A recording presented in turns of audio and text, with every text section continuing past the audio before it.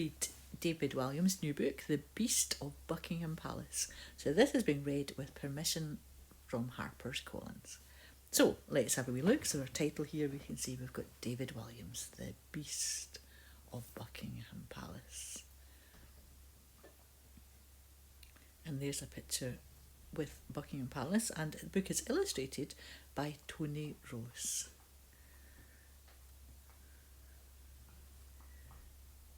Now I'm going to read it out loud and you can follow along as I am reading it.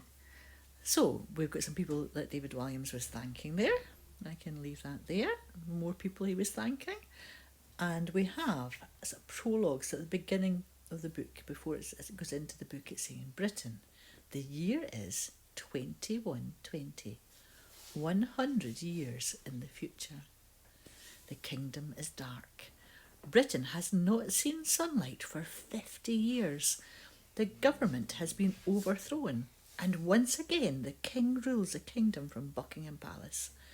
Still home to the royal family, it is now also a fortress. No one can get in or out. These are the characters in the story.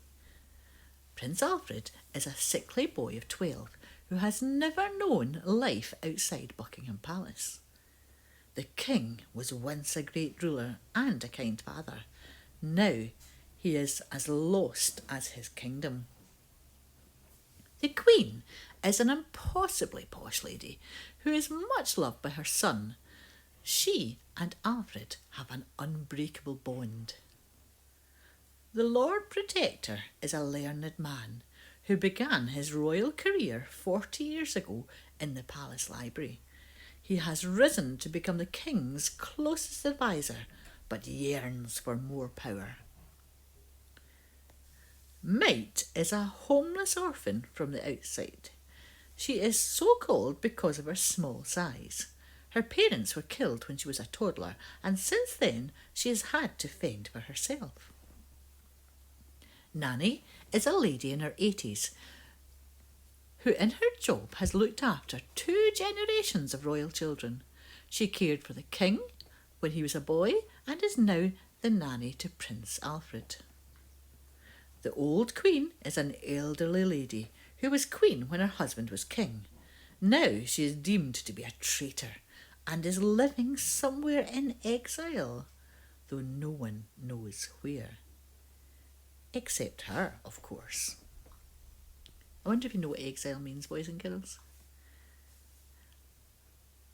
Exile, I suppose I should explain. Exile is if you've been sent away somewhere. You're no longer allowed to live where in a country, or maybe in that place she's had to be sent away. So anyway, on we go. Lady Agatha and Lady Enid are 2 of the old queen's ladies in waiting. As ladies in waiting, they perform various duties for the old queen, such as tending to her dresses, carrying bouquets of flowers, and typing letters. Now, they too live in exile with 4 other ladies in waiting: Lady Beatrix, Lady Virginia, Lady Daphne, and Lady Judith. And there's Edith. Oh no, this doesn't say, it says the end. Agatha, Beatrix, Virginia, and Daphne. Oh, it does say Enid. Anyway, Agatha, Beatrix, Virginia, and Daphne, and Judith. And the Royal Guards are elite soldiers in gold skull masks and flowing red robes. They are armed with laser guns, and their mission is to protect the palace at all costs. The executioner is a giant of a man whose face is covered by a black hood. He is in charge of all the torture and executions at the Tower of London. The Octobot is an 8-armed robot that is meant to perform the same tasks as a human butler. The All-Seeing Eye is a flying robot that resembles a giant eye. It is under the control of the Lord Protector, so he can monitor everyone and everything in Buckingham Palace. here's a map, boys and girls, of London 2120. And I think we can see some of the things we know. We've got St Paul's Cathedral, the Tower of London, Tower Bridge, and we've got a statue of David Walliams there. Lots of things there. Houses of Parliament, the River Thames that goes through London, Buckingham Palace, the Royal Albert Hall.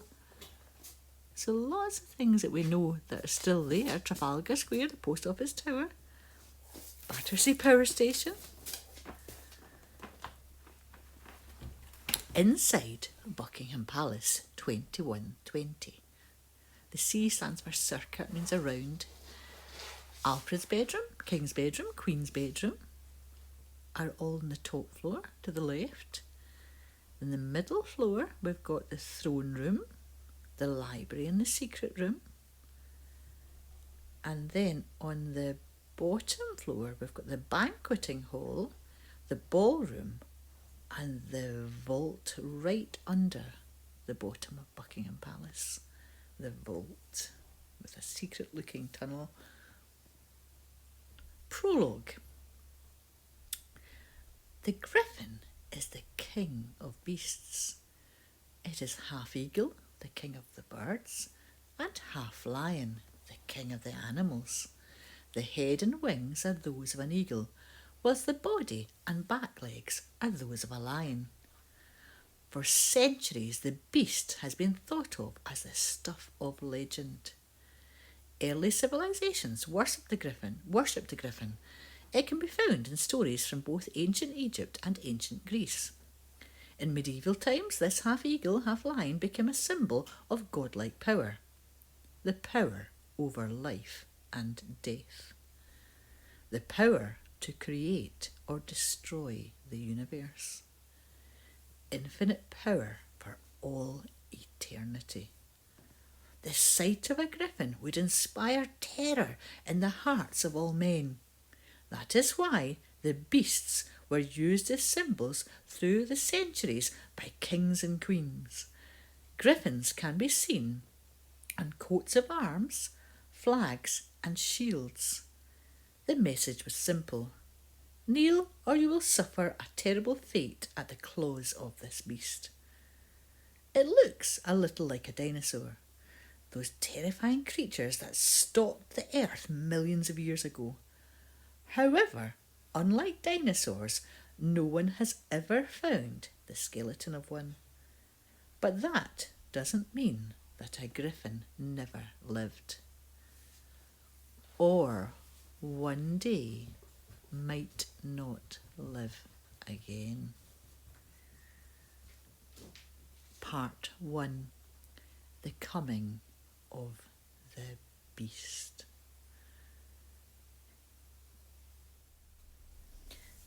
Chapter 1. Dark.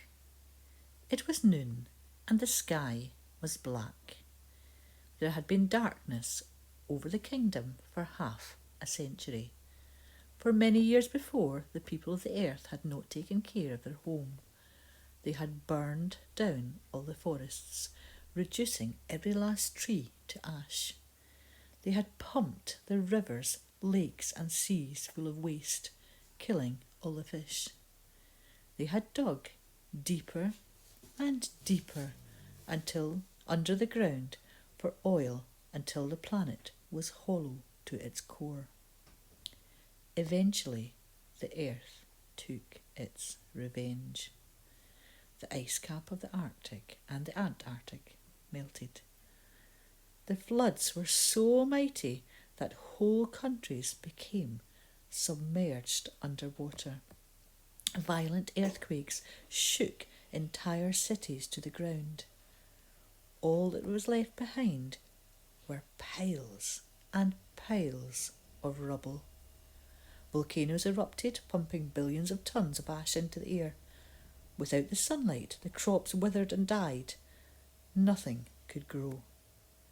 The kingdom was plunged into an eternal winter. It was the only world Alfred knew.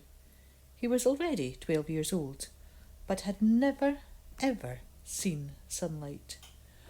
Often he dreamed how it must have been to feel the sun in your face, or run through a field of tall grass, or swim in a sunlit sea.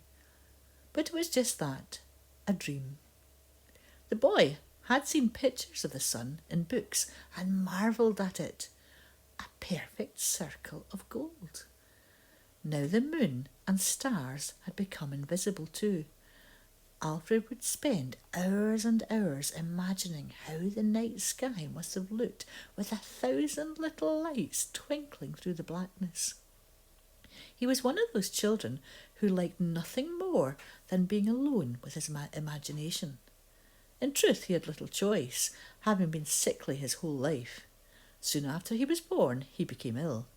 As a baby, Alfred had not been expected to survive, but survive he did. Just. The child was as pale as snow and as thin as dust. He wore thick glasses to aid his poor eyesight. Often Alfred was so weak he had to stay in bed all day. Thank goodness, all around his bed were piles and piles of books. Books, books, and more books. Books about animals, books about space, books about trees, books about dinosaurs, books about books. Books about history were his absolute favourite. The trouble was that there was a strict curfew in the building where Alfred lived. Night was the most dangerous time. That was when there was most chance of an attack from the outside. Lights had to be out at 8 o'clock sharp by order of the king. Anyone caught with lights on would be severely punished. Punishments were brutal in the kingdom. Those in power had returned to medieval forms of torture. The thumbscrew, the Iron Maiden, the breaking wheel, the pillory, the rack, the scold's bridle, the rat's dungeon, the head crusher, the iron chair. Despite the strict rules, the boy loved his books so much that he would carry on reading by candlelight under his bed covers. The night our story begins, Alfred was doing just that. He was reading a weighty, leather-bound book about the kings and queens of Britain through the ages. The first known one was Alfred the Great. He had become ruler an impossibly long time ago in the year 871. The boy was named after the first king, but it was hard to believe anybody would ever describe this Alfred as great. He felt anything but. As the boy was devouring the story of the beheading of King Charles in 1649, a deafening sound rocked the room. Kaboom! Alfred dropped his book. Thud! And his candle. He very nearly set the covers alight. Woof! Smothering the flames and blowing the candle out. Whoosh! He pulled off his bed covers. Whip! A huge explosion outside had illuminated the boy's bedroom with glowing red, orange and yellow light. Alfred slid out of bed and, using all his strength, limped over to his huge bay window.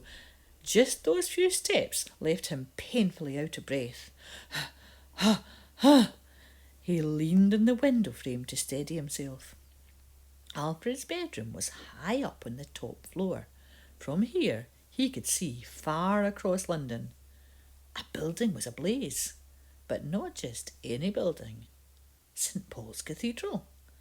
This historic structure, perhaps one of the most famous in the world, had been destroyed. Its huge white dome cracked as if it were nothing more than an egg. Huge plumes of black smoke billowed high into the air. Oh no, thought Alfred. No, not St. Paul's. He had seen many London landmarks destroyed over the years. Nelson's column had been toppled to the ground. Crunch! The London Eye had plunged into the River Thames. Oh, roof had caved in after a bomb had blasted it to pieces. Boom! However, none of these was as sacred as St. Paul's. This was a new low. The cathedral had been built after the Great Fire of London in 1666. The glorious structure had miraculously survived the Blitz when Nazi bombs rained down on London during World War II, but now it was burning to the ground.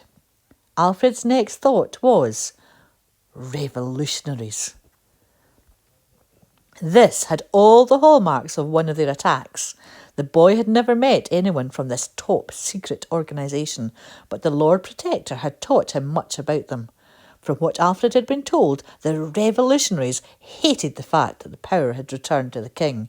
They wanted to overthrow him and behead him, just like the Roundheads had done to Charles I during the English Civil War. These revolutionaries stood only for death and destruction. That is why the Lord Protector said they needed to be crushed at all costs. Tat-tat-tat! There was a burst of machine gun fire. No! The distant sound of shouts. Ah! Was that a scream? Alfred shivered. As much as he wanted to look away, he couldn't. Every day there were attacks all over London, but explosions on this scale were rare. The boy pressed his hand up against the cold, thick glass and looked out at the devastation. This was the kingdom Alfred would one day inherit.